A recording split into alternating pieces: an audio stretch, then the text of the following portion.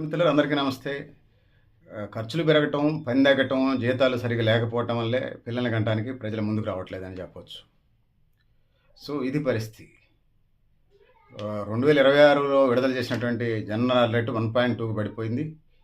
ఇది 65 ఏళ్ళు పైబడిన వాళ్ళ సంఖ్య కూడా పెరుగుతుంది.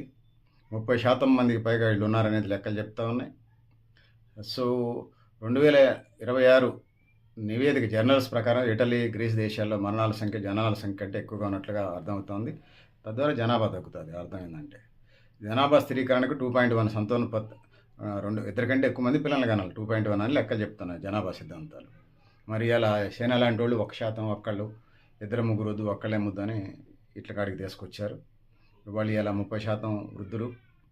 మరి ఇది ఒక్క పిల్లాడు ఉంటే, ఒక యంగస్టర్ ఉంటే తల్లి, తండ్రి, నాయనమ్మ, తాతయ్య నలుగురిని కాపాడాల్సిన పరిస్థితికి వచ్చింది.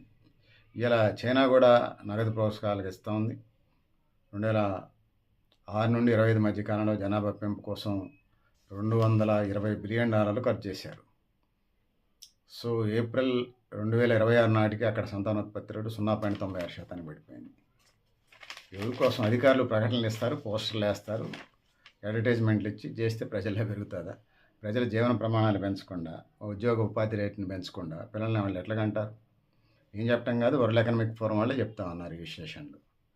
తగ్గుదల జనాభాకు తగ్గిపోవటం, మానవులు తగ్గిపోవటం కష్టమే కదా.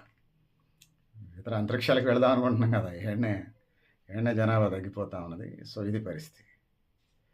సో, తక్కువ జనాభా వల్ల కార్బన్ ఉద్గారాలు తగ్గుతాయని పర్యావరణవేత్తలు భావించిన ఇన్నోవేషన్ తగ్గితే ఆర్థిక వ్యవస్థ ఇక ఏమైద్దో మనం చెప్పలేం. సో, ఆందోళన ఏందంటే సామాజిక భరోసా లేకుండా కష్టం ఉంటుంది.